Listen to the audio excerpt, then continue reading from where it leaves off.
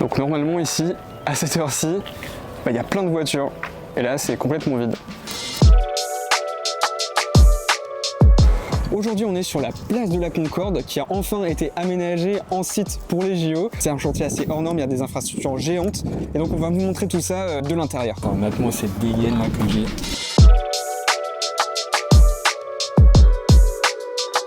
Donc ici, il y aura plusieurs épreuves. Il y aura des épreuves de skate, de BMX, de breakdance, de basket 3 contre 3.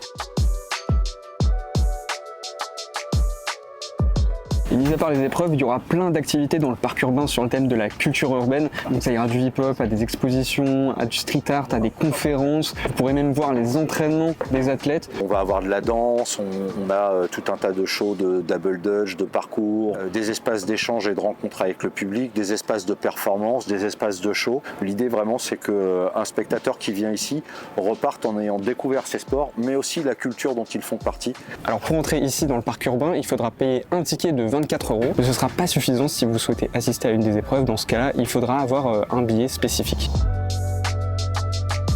Ce qui est vraiment ouf, c'est qu'on a quand même un point de vue en 360 sur Paris. Là, on a la Concorde, là, on a le Grand Palais, là, on a les Invalides, là, on a la Tour Eiffel, l'Arc de Triomphe.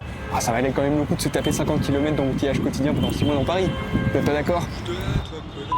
Le challenge, c'est d'intégrer nos éléments dans un univers qui est déjà très contraint.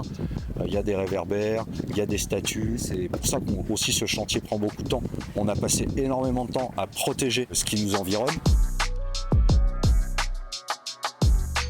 Et au total, toute infrastructure confondue, le site de la Concorde pourra accueillir 25 000 spectateurs par jour.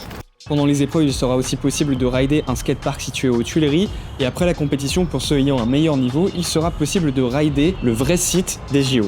Les 3 terrains sportifs, donc les 2 de skate et le BMX, seront remontés quelque part en France. Donc pour l'instant, le street dans le 93. Et puis il y a encore des discussions pour connaître la localisation finale et du skatepark et du terrain de BMX qui lui sera de toute façon réutilisé pour les championnats du monde. Le chantier aura duré 8 mois, donc dès fin août.